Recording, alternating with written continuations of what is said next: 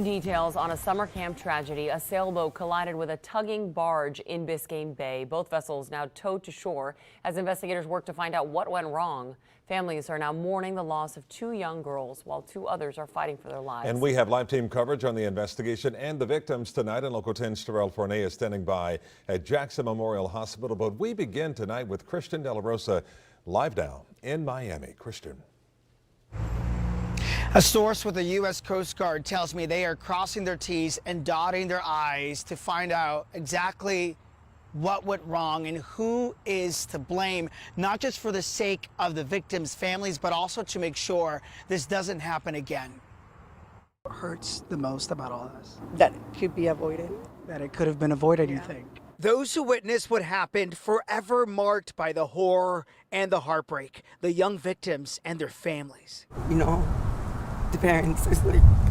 Monday's midday collision between a sailboat with 6 campers and this massive barge, killing 2 children. The Coast Guard investigating what went so wrong, interviewing the barge captain. I won't share what his statements were, but he has been interviewed. Tuesday, our cameras rolling on the crushed yellow and green sailboat the victims are on, finally removed from below the barge.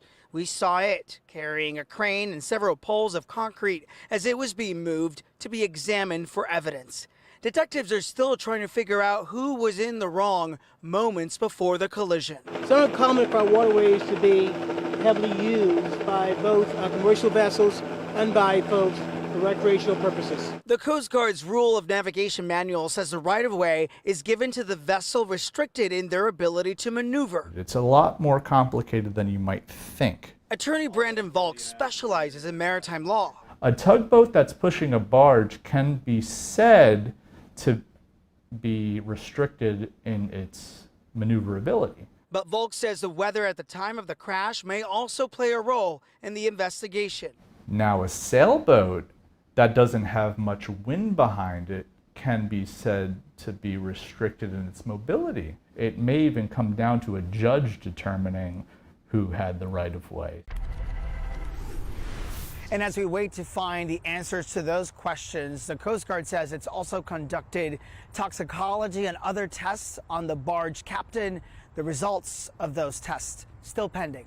Live in Miami, I'm Christian De La Rosa, Local 10.